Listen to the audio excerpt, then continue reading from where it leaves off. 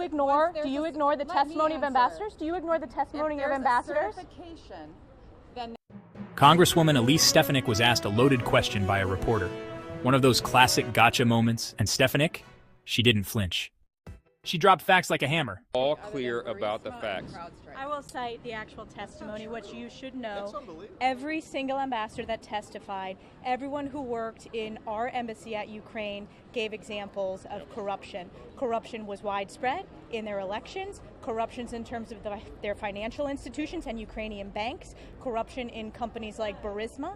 So there are ample examples of concerns of corruption, so much so that on the Bipartisan National Defense Authorization Act, we required there be anti-corruption efforts, which Republicans and Democrats voted for, except for three. I'm talking about.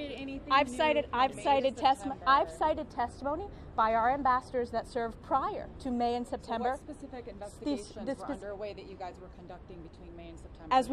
As we said all along, there was no official investigation into the Bidens. So you should get your facts straight. The question that you asked me, the question that you asked me was about corruption. The question that you asked me was about corruption, and I'm going to answer that question. Every witness that testified under oath that was asked about corruption testified that Ukraine has rampant corruption problems in their government, and that was one of the reasons why Zelensky was elected. September 5th or September 7th, I may have the date wrong, was when the High Court was put into place to crack down on corruption. But the premise of your question is wrong, because there are ample examples of corruption.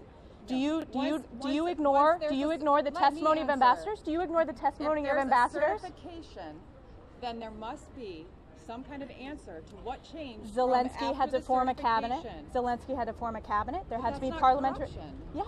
To form a government that ran on anti-corruption efforts, Zelensky had to form the cabinet. There had to be parliamentary elections. They had to put the High Court in place. That wasn't done until early September, and then the aid was released before the end of the fiscal year.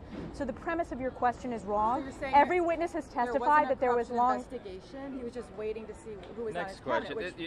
cabinet. This is ridiculous. You need to go back and listen to the testimony. Every single witness has testified. Well, what did the witnesses say about corruption in Ukraine? Corruption is a problem, and it exactly. has been in Ukraine throughout its history. Which is why there's bipartisan support for the Zelensky National Defense Act. And Rob Portman, who's the Ukraine caucus chair. All right, everybody, I know that things are getting pretty heated. Here's the truth. No one in the media wanted to say it out loud at the time. Trump's concern about Ukraine was legitimate.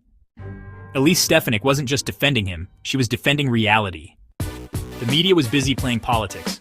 She was citing actual testimony, line by line. So, the next time someone tells you that Trump delayed aid for, personal gain, just ask them this. Are you ignoring the sworn testimony of United States ambassadors? Because that's exactly what the media did, and Elise Stefanik called them out on it. We need more leaders like her.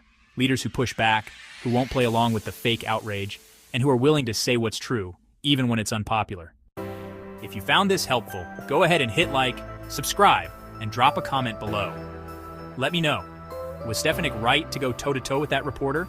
And, more importantly, are you tired of the media pretending the facts just don't matter?